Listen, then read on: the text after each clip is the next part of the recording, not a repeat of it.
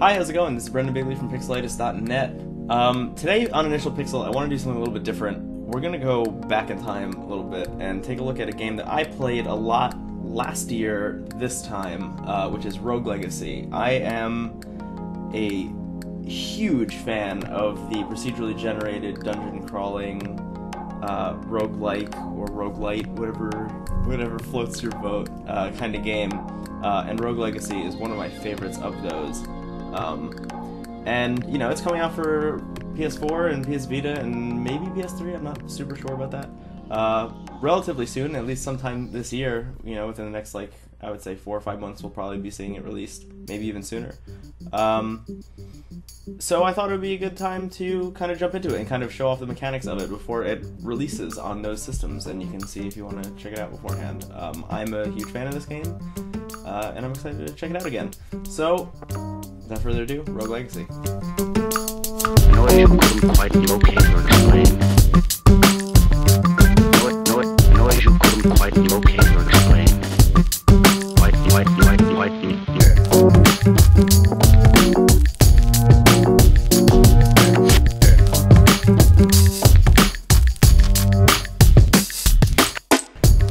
Alright, here we are in Rogue Legacy.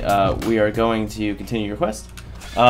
So the biggest thing that differentiates this game from most other roguelikes you may or may not have played, like Spelunky, would be the fact that you actually have an upgrade system, and between each run you actually have things that you can bring back and change around about your character to increase your odds the next time. So whereas in a Spelunky kind of game you would run through and see how far you could get, and maybe you would not beat the final boss and then die and then just try again, this game actually allows you to increase your chances. So let's go over here. So this is a gigantic skill tree where you can do things like, you know, unlock the blacksmith, which I obviously have, increase your health, increase your armor, or your how much armor you can wear, like a Dark Souls kind of vibe, your attack, critical hit ratio, you know, unlock other characters, stuff like that, and that is all done with gold, which you'll see how I can unlock. I have a blurry spot here, and I seem to have a shadow trailing me. I would just ignore that for now. I'll explain all of that soon. But the idea of this game that I really like, and one of the things that really got me into it initially, was the fact that you can't take your gold with you. So anytime you leave the castle, you kind of have to spend all of your gold on upgrades, or hope that you have enough. Oops. Or hope that you have enough to actually get some upgrades. Whereas if you don't, you know, that gold just kind of goes to waste, because as soon as you enter the castle, that guy that was there right at the entrance, he actually ends up taking all your gold from you. Okay. So the game is pretty simple in terms of controls. You just have a jump button. Oh god, I haven't played this in a while. Just a heads up. You have a jump button, and you have an attack button, which is this, obviously. Beat up, you know, all the things you see, and hopefully get some gold out of it.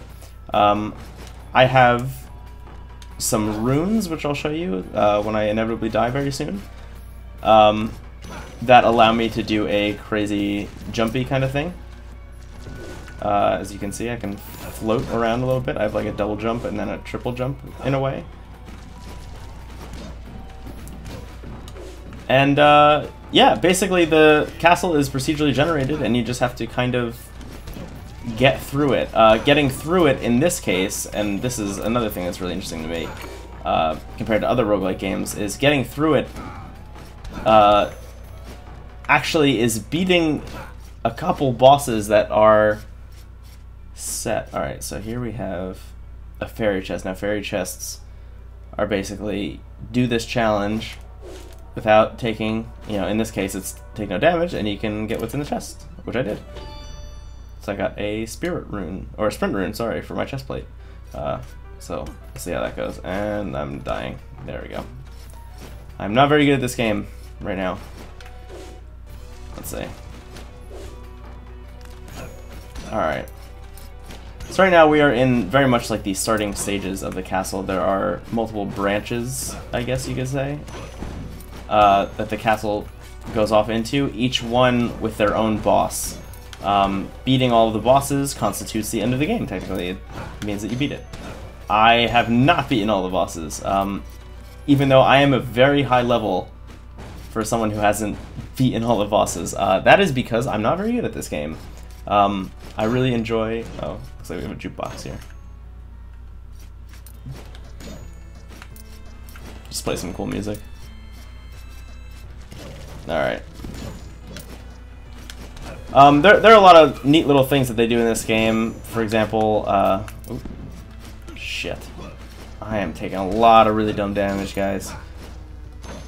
For example, the ability to lock this castle in its current form, so next time I die, I can actually pay one of the guys outside to actually lock the castle as is. So this exact layout that we're seeing will stay for the next run. Yeah, which is kind of another anti-roguelike idea. In that case, it's not procedurally generated. You know where everything is already. You know where all the chests are. You know what you can and can't do. Let's see. So we have a little teleport pad here, but I don't think this is gonna help me out. And if I'm not mistaken, that means that down here is, yeah, the Land of Darkness. My character has dyslexia, just a heads up, which is why all of the text is in strange, or just strange looking. Let's see, does it show up in... Oh, it doesn't show up in the menu. Never mind, I thought it would. Let's see. I guess I'm farsighted. I guess my character is farsighted, which is why we have this blur here. Or is that nearsighted? I don't know which is... I guess it could be both. It's like when you have a parking thing that's like, oh, you can park here after midnight. Well, any time is after midnight, technically. It's kind of one of those situations. Nearsighted or farsighted. I guess... Wow, I can't believe I did not get hit by any of that. That was insane. Oh, we got a chest here. You know, it's weird. I've been playing a lot of Dark Souls 2 since it came out, and I'm getting really nervous every time I go to open up a chest, because in Dark Souls 2 there are mimic chests that are actually just monsters that will attack you when you try and open them. Alright, so we are now in our forest. I have already beaten the forest boss, but I'm going to come through here just for money-making opportunities, because I'm a greedy motherfucker. Oh shit, oh shit. As you can see, I've gotten most of my health back, which is actually really nice. Oh god. The worst. I'm the worst. Alright, so remember all that health I was just talking about? It's gonna be gone very shortly. Let's see. Whoop. So what else do we got going on here? So we also have a magic button, which... This is a nightmare room. Are you kidding me? We also have some magic, which I'm wondering if that has to do with the black smoke. What? I don't know what that did. Oh, I died. And then you get to see all the things you killed. Alright. I'm taking a sip of water. Okay. So here's where it gets interesting. Pressing A to move on. So, now we're back in the menu, right? We died. Press A to choose your heir. So what's cool about this game is that you have a bunch of different classes, right? So, every time you die, they give you the option of choosing between 3 classes. So right now, I have a paladin, your standard hero, pretty good at everything, which he is. Or she, in this case. This is Lady Blair. And you have different traits and spells. So, in this case, I conduct electricity really well, which I guess would mean that I'm weak to electric attacks, maybe? And I have ADHD, which means that I move faster. Or I could be Sir Charles III, which would make me an archmage. I have a lot of spell casting abilities, and I'm very skinny, so anytime I get hit, I'm going to go flying. Let's see. And I have 2 left hands, so I can't cast spells properly, so that is not a character I want to be. And then you have a Spelunkette, which is a hero for hoarders. Basically, that means that I will get more gold than usual. Stereo blind, and I also can't see in 3D, which gives you this really interesting effect, but I think I'm going to go with the Paladin because that seems like the safest bet. So let's go. Confirm. So now again we have this gigantic skill tree, and because I have to use this money before I enter the castle, I can only upgrade one of these two things. So in this case, I'm going to increase my mana, because why not? Alright. So, I can talk to this guy. He's our blacksmith, and he is going to show me all of our crazy different armor. So I've unlocked a lot of armor. I haven't... So you have to find the different swords and armor pieces within the castle, and then you have to pay to unlock them, which kind of sucks. But, you know, each one has their own different passive and active effects. For example, let's see. It's like this guy's giving me plus 15% crit damage. Nothing here. Let's see, what else we got? Nothing. Oh, I guess I'm boring. I thought it was more exciting than this. No, okay. But then you come over here and you talk to the Enchantress, and she has runes, which are, you can attach one rune to each of your items. So in this case, we have the Bounty rune, which increases the amount of gold that I can get. Although I may switch this because I don't care as much about gold right now. To a sprint rune, which basically means I can use the triggers to dash. So right here on my helmet, I have a double jump, which is spectacular and required. I have a balance rune. Oh, yeah, which allows me to regain health and stamina. What do we have here? This one makes the enemies harder, which basically just means that I'm going to get more gold and more rewards for beating things. And then the Sky Rune, which is what allows me to do this sweet-ass triple jump. This is the guy I would talk to if I wanted to lock the castle in its current position. I don't want to do that. For now, I'm going to talk to Sharon, give him 80% of my gold. The amount of gold that you give him is actually an upgradable thing as well in that skill tree. There's also a lot of interesting lore, which I think I've unlocked all of at this point. Oh, ran right into it. So I'm going to try and be a little bit more cautious this time around, he says, you know, right after taking two really dumb hits. I want to see how much I can do this time around, even though it's been probably close to like 6 months since I last played this game. I want to see if I can get decently far into this run. What's nice about a game like this is that, you know, going into each level is kind of, or going into each run is kind of a known quantity. You're pretty well aware of, you know, your survivability based on the class that you're choosing and also based on the equipment and the runes that you have set up. So it's really more about finding, you know, what playstyle suits you and sticking with it. You know, if there's a class that you're really bad with, there's no point in really, like, trying super hard with that class, you know, when you're doing that run. Just kind of like do a throwaway run and keep doing those until you, oh my god, this isn't happening, until you can get the class that you actually feel better suited in. And that's, of course, if you're going for the gold. See, that painting shifted around a little bit. If I jump towards him, that means he's alive. It's a trick painting. So we got some spikes there. In terms of the traits that the different, I guess, heroes can have, there's some really interesting ones, like, for example, these spikes that jump up. There's one that makes you so light that you don't set off the spikes. Oh, got, like, kind of a mini-boss guy going on. Oh, alright, that was not bad. Oh, that was bad. And we beat him. And what do we got? Shit ton of gold. Nice. So already we have more gold than at the end of the last run, so I'm feeling pretty good. A lot of this game in the beginning is kind of a gold hunt. It's more about getting gold so you can upgrade your stats, because when you start this game, you are a weakling, to put it bluntly. Your survivability is not very good, which I'm kind of excited to actually jump back into this game when it gets released for Vita. Oop. To start from scratch and maybe finally actually beat this game. so here we have a boss that I've already beaten, which I think is why, yeah, I can't go in there. I can jump down. Oh, that's weird to have a teleport right on top of a teleport, but that's what you get when you procedurally generate. Oh, shit.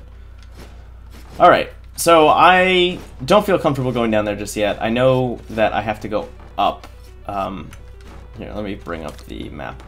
So, let's see. I am that little white dot. I have to go up. It looks like the best way to go up is to go this way. Okay.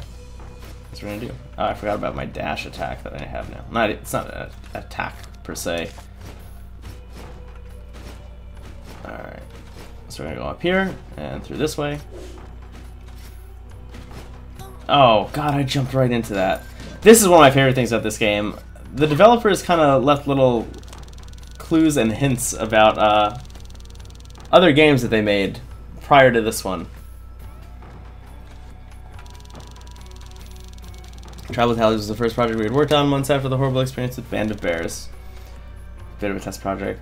Dabble our feet in the water of iOS gaming since we had never tried making something on mobile platforms before. They're all very cool. I don't want to spoil it, although I already did. I don't want to spoil any more of it than I already did. How about that? Oh, shit. If I'm not this game was made by Cellar Door Games. Cellar Door, I guess, being a reference to Donnie Darko, if I'm not mistaken. Oh, alright, so I already don't get this fairy chest because I took damage. I know it seems like that's always what the challenge is. I swear to you it's not. There's some really interesting ones a little bit down the line that require some like really crazy things or some certain skills to be unlocked, actually. Alright, so it looks like we are... Oh, shit. Alright. What's nice, though, is that I can see on the map that there's 2 chests down here. So even though this is a clusterfuck of enemies, I still want to try my best to get down there without dying, hopefully. So I can get those 2 chests. So we have some zombies. They're not that bad. Just pop up out of the ground. They're a little bit annoying if you don't know what they're up to. Alright. And that's a pretty substantial amount of gold, actually. We're doing really, really well. I'm pretty happy with the performance of this run so far. So let's jump up here. Oh. And hopefully this will lead us to, I guess it's almost like an attic, in a way. Oh. Ah, shit. Table got me. Sabotaged by my own table. Is that an enemy? Yes, it is an enemy. We got another chest. Nice. Yes, alright. So generally these teleporters signify the fact that you're moving from one section to another, and you can also use them to hop around if need be. So now we are in the Maya. The Maya being... Oh, I ran right into him like a dumbo. The Maya being the location of the next boss I have to beat. I don't know how feasible it is for me to take him or her out at this point in time, but, you know, I'm going to try my best. I'm going to do it for you guys. This looks like the kind of thing that you would be able to... Like, it would be like a secret door in any other game. I guess not in Rogue Legacy. Alright. Let's go up. What do we got? We got this guy. He's already dead. Oh, man. Oh, God. I'm the worst. Alright, I'm just gonna run through here. Mach speed. Oh.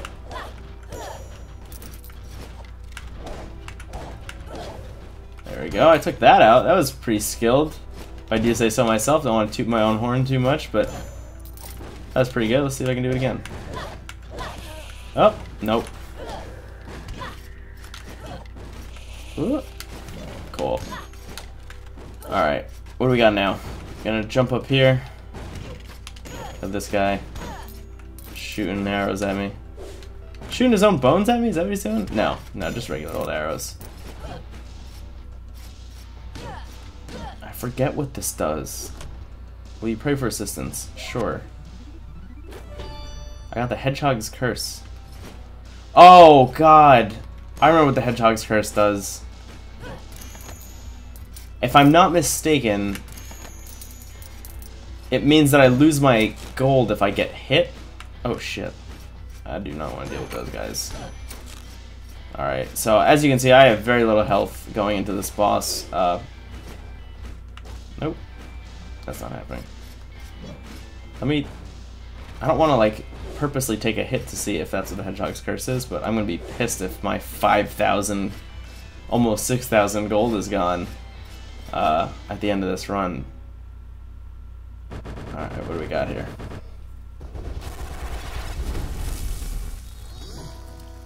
Ponce de Leon. Alright, guy, come on, bring it. Yep, check it out. That is the Hedgehog's Curse. And I'm dead. Immediately. Death Defy! Oh my god, that is a skill that I got? Oh, now I'm dead again. Wow. So Death Defy is a skill that I unlock that gives me like a 0.2 chance of coming back after death. Of course I wasted it immediately, because I'm an idiot, but you know, it happens. So yeah, that's basically Rogue Legacy. You have some really interesting, you know, level up mechanics. Oh, that was a little bit of a spoiler. Don't rewind. So let's see. Let's throw some money in something before we head off. Lower the toll, attack up, health up. That's important. Health is super important. Let's see that twice. Cool. Alright, so that's basically Rogue Legacy. You have some really interesting things happening in this game. It kind of subverts the roguelike genre a little bit, which is nice. Nice to see. And I'm really excited for it to come out on PS4 and Vita. I have no idea when that's happening, but I assume it's going to be pretty soon. I don't know if the developers have actually talked about when that's happening. But that having been said, my name is Brendon Bigley from Pixelitis.net. This has been Rogue Legacy, and I hope you guys have a great day. Adios.